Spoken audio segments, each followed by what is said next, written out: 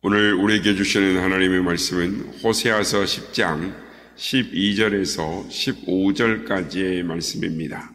호세아서 10장 12절에서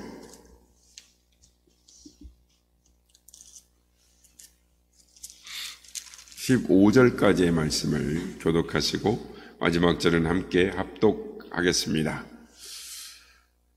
너희가 자기를 위하여 공의를 심고 인애를 거두라. 너희 묵은 땅을 기경하라. 지금이 곧 여호와를 찾을 때니 마침내 여호와께서 오사 공의를 비처럼 너희에게 내리시리라. 너희는 악을 닦아라. 죄를 거두고 거짓 열매를 먹었나니 이는 내가 내 길과 내 용사의 많음을 의뢰하였습니다. 그러므로 너희 백성 중에 요란함이 일어나며 내 산성들이 다 무너지되 살만이 전쟁의 날에 벳아벨을 무너뜨린 것 같이 될 것이라. 그때에 어머니와 자식이 함께 부서졌도다. 너희의 큰 악으로 말미암아 베델이 이같이 너희에게 행하더니 이스라엘 왕이 새벽에 정령 망하리로다. 아멘. 할렐루야. 오늘도 우리 예배 가운데 함께 계신 주님을 찬양합니다. 그리고 새벽을 깨워 기도의 향연으로 나오신 모든 성도님들께 하나님의 은혜와 평강이 함께 하시기를 기원드립니다. 제너럴 일렉트릭이라는 미국의 전기 회사가 있습니다. 회사가 위기를 만났을 때 유능한 경영자인 잭 웰치를 영입을 해서 회사를 경영하게 되었습니다. 그리고 위기를 벗어나게 되었는데 이 웰치가 회사를 맡아서 말할 때에 끊임없이 외친 말이 있었습니다. 그건 뭐냐면 관료주의를 증오하라, 관료주의를 부서뜨려라, 관료주의를 차버리라, 이렇게 관료주의를 조직 내에 없애라 라고 말을 했습니다. 관료주의란 무슨 말이냐면 이 관료 정치 아래에 있는 이 관청이나 사회 집단에서 나타나는 행동 양식으로 느린 업무 처리, 책임의 전가 또는 쓸모없는 데에 시간과 노력을 일컫는 말을 관료주의다라고 말합니다. 그런데 잭 웰치는 이 관료주의를 부숴버리는 이 다운사이징이라는 경영 기법을 들고 나왔는데 이게 뭐냐면 이 기업의 본래 목적에 맞지 않는 모든 것들은 제도나 사람이나 관행을 가릴 것 없이 과감하게 제거하고 본래의 목적을 향하여 나아가라라고 하는 것입니다. 그래서 잭 웰치가 제너럴 일렉트릭사에서 경영자로 있을 때, 즉 25년 동안 외치면서 이 회사를 위기에서 건져서 세계 유수의 기업으로 세워놨습니다. 그래서 미국의 1900년대에 이 100대의 기업이 있었는데 현재 살아남은 기업은 한 16개 정도 되는데 제너럴 일렉트릭 회사가 이렇게 살아남았다라고 합니다. 그러니까 100개 회사 중에 나머지 회사 16개는 낳고 84개 회사는 도태되어졌고 또 문을 닫아서 망하거나 중소기업으로 전락하게 되었다라는 것입니다. 왜 그렇습니까? 기업이 묵은 땅이 되는 것을 막으려는 것을 사전에 손을 쓰지 않았기 때문입니다. 나중에는 이 부조리한 것들을 갈아엎을 만한 힘도 없어졌기 때문에 결국은 문을 닫아버린 것입니다. 이런 풍토가 교회 안에서도 일어날 수가 있는 것입니다. 30년 전에 미국에 10대의 교회가 있었는데 이제는 2개 정도 교회만 남아 있습니다. 그러니까 8개의 교회는 침체를 벗어나지 못하고 규모가 축소되었든지 그 문제를 안고 씨름하는 그런 단계로 전락해버리고 말았다라는 것입니다. 그 이유가 무엇이었을까요? 묵은 땅이 될 확률이 높은데 그것을 미리 대비하지 못했던 것입니다. 잡초가 보일 때 갈아엎어버려야 되는데 그대로 내버려 두었기 때문인 것입니다. 이 피터 와그너 박사라는 이 교회 신학자가 있습니다. 교회가 성장하는데 건강하게 성장하는 데는 약 30년 정도가 시간이 있다고 합니다. 그 다음에 대부분의 교회가 정체되거나 감소되면서 나중에는 이 생명력을 잃어버리는 과정을 단계를 거치게 된다라는 것입니다. 그러므로 두려워해야 할 것은 우리의 교회가 묵은 땅이 된다면 어떻게 할 것인가? 잡초가 나고 가시덤불이 생겨서 아무리 씨를 뿌려도 열매를 못 자는 묵은 땅의 교회가 되는 것. 즉 예수님의 비유에 나온 것처럼 가시덤불이 나고 엉겅퀴가 나는 그런 교회가 되면 어떻게 할 것인가라는 것입니다.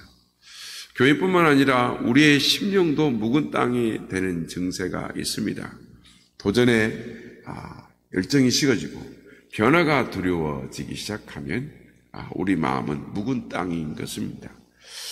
하나님이 구원하려는 세상에 관심을 두기보다는 내가 좋아하는 사람끼리 끼리끼리 모이는 것이 더 편안하고 좋다면 그런 증세가 나타나는 것도 교회가 묵은 땅으로 변하는 증세 중에 하나다라는 사실을 우리는 깨달아야 하는 것입니다. 오늘 본문에 보면 호세아 선지자는 하나님을 떠나 영적으로 무감각해져 버린, 굳어져 버린 이스라엘 백성들에게 회개를 통해 여호와께로 돌아오라라고 말을 합니다. 오늘 보면 12절 말씀에 너희 묵은 땅을 기경하라라고 말을 합니다. 여기 원어로 이 기경하라는 말은 니르나켐 니르라고 하는데 너희가 경작할 땅을 경작하라, 즉 기경하라라는 뜻입니다. 그러니까 호세아 당시에 여로밤 왕 2세가 왕이었는데 이 북이스라엘은 국가 창건 이후로 가장 최고의 전성기를 보내고 있었습니다. 정치적으로 경제적으로 붕의 시대를 맞고 있었고 역대 어느 왕도 이루지 못한 국가의 경계, 즉 국방력이 강해져 있었고 또한 페니키아, 블레셋이죠. 이 페니키아의 지역과 무역을 통해서 엄청난 이익을 남겼을 뿐만 아니라 이외에도 몇몇의 이 무역로를 개발해서 막대한 부가 사마리아로 몰려들고 있었습니다. 그래서 수도 사마리아는 그 중동 지역의 부와 사치의 중심이 되었습니다. 그래서 가진 자들은 상하로 침대를 만들어 살 정도로 그런 사치와 향락이 있었습니다. 그러니까 이렇게 호황기를 맞게 되니까 이 이스라엘 백성들이 하나님께 감사하기보다는 세상적에 있는 것들로 가치를 돌리기 시작했습니다. 우상 숭배에 전념하고 바알을 비롯한 뿐만 아니라 가나안의 여러 종교들을 그들이 받아들여 여러 신들을 섬겼습니다. 그러면서 그들은 철저히 세속적이고 현실적인 사람들로 변해갔습니다. 부와 영광과 명예가 전부라고 여기게 되었고 세상의 논리와 힘의 논리를 철저히 따르게 되었습니다. 뿐만 아니라 그들의 삶 가운데 음행과 불의와 무자비와 차별이 심각하게 일어나게 있었습니다.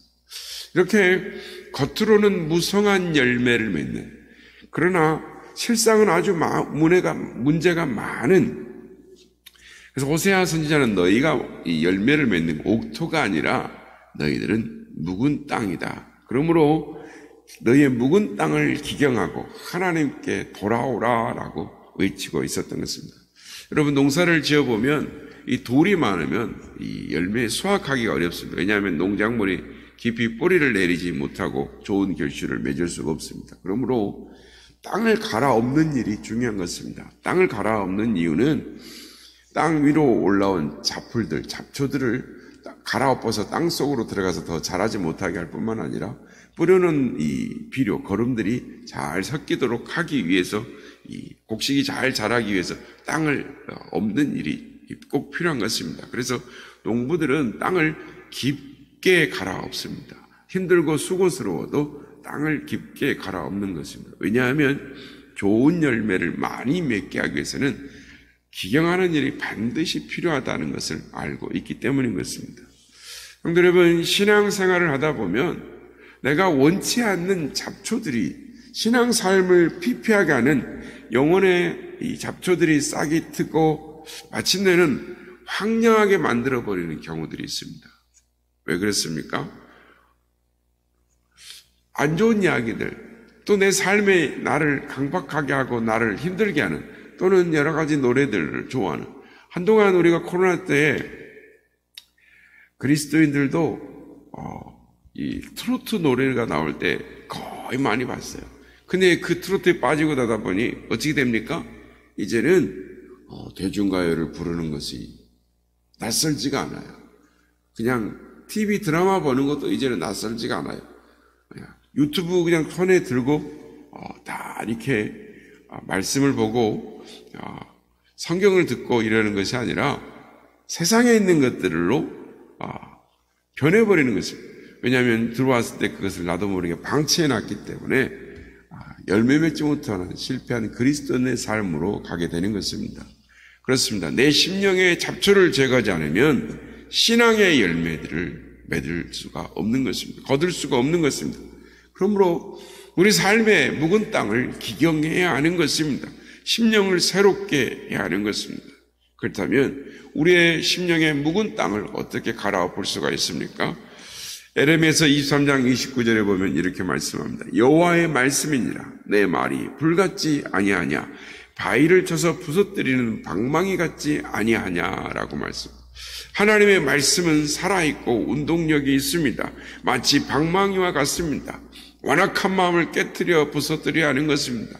하나님의 말씀은 불과 같은 것입니다. 마음을 녹여서 새 마음으로 바꿔야 하는 것입니다.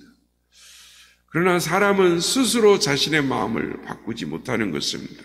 하나님의 말씀을 통해서 바꿔주시고 하나님의 말씀을 통해서 성령을 통해서 녹여주시는 것입니다. 그러므로 나의 묵은 땅을 기경하기 위해서는 하나님의 말씀 앞에 가까이 나아가야 하는 것입니다. 마음속에 죄악을 찾아내고 깨트리고 녹여야 하는 것입니다. 그리고 십자가의 보혈로 깨끗이 씻어내야 하는 것입니다. 말씀을 듣고 읽고 묵상하고 기도하고 또한 자신을 들여다보면서 성령님께 의지할 때에 성령께서 씻어주시고 깨끗게 하시고 새 마음으로 변화시켜 주시는 것입니다. 오늘 말씀을 보면 묵은 땅을 기경한 후에 공의를 심으라 라고 말씀합니다. 12절 보면 너희가 자기를 위하여 공의를 심고 인애를 거두라 라고 말씀합니다. 공의는 하나님의 바른 뜻을 가리킵니다. 즉, 곧 이 말씀을 뜻하는 것입니다. 그러니까 말씀 속에서 하나님의 바른 뜻을 찾아서 실천하라라는 것입니다. 말씀 순종의 삶을 살아라라는 것입니다. 성도 여러분, 참 신앙은 실천을 동반하는 것입니다. 예수님이 말씀하셨습니다. 마태복음 7장 21절 나더러 주여 주여 하는 자마다 다 천국에 들어갈 것이 아니요 다만 하늘에 계신 내 아버지의 뜻대로 행하는 자라야 들어가리라 라고 말씀을 하십니다. 그래서 야고보도 뭐라고 말합니까? 무엇을 강조합니까? 행함을 강조하는 것입니다. 야고보서 2장 14절 26절 말씀, 야고보서 2장 14절 내 형제들아 만일 사람이 믿음이 있노라 하고 행함이 없으면 무슨 유익이 있으리요? 그 믿음이 능히 자기를 구원하겠느냐? 26절 영혼 없는 몸이 죽은 것 같이 행함이 없는 믿음은 죽은 것이니라. 안타깝게도 호세아 시대의 이스라엘 백성들은 의로운 삶을 공의를 실천하지 못했습니다. 그들은 번성할수록 더욱더 우상 숭배에 빠지고 잘못된 탐욕의 길로 가게 되었다라는 것입니다. 우리는 이 이스라엘의 역사적 과오를 타산지석으로 삼아서 공의를 심는 자들이 되어야 될 줄로 믿습니다. 성도 여러분, 오늘의 말씀을 통해서 우리 자신을 바라보는 것입니다. 지금까지 우리의 삶 가운데 묵은 땅으로 변해져서, 즉 묵은 땅의 황무지처럼 변해져서 아무것도 생산해내지 못하는 쓸모없는 땅으로 변해버린 부분이 어떤 부분인지 많은 영역들 속에 말씀에 비춰보고 깨달아야 하는 것입니다. 과거에는 은혜로 충만했고 기쁨으로 주님을 섬겼는데 그만 열심도 식어지고 묵은 땅으로 사랑도 메말라져서 황무지처럼 그렇게 버려진 삶은 아닌지 우리의 삶의 부분 속에 우리 자신을 말씀에 돌이켜봐야 하는 것입니다. 바라기는 오늘 우리에게 주시는 말씀을 귀 기울여서 오늘도 우리의 묵은 땅을 기경하고 하나님을 만났던 첫사랑의 구원의 감격과 또한 하나님의 은혜를 회복함으로 말미암아 열매를 맺는 삶으로 나아가는 우리 모두가 다 되시기를 예수님의 이름으로 축복합니다.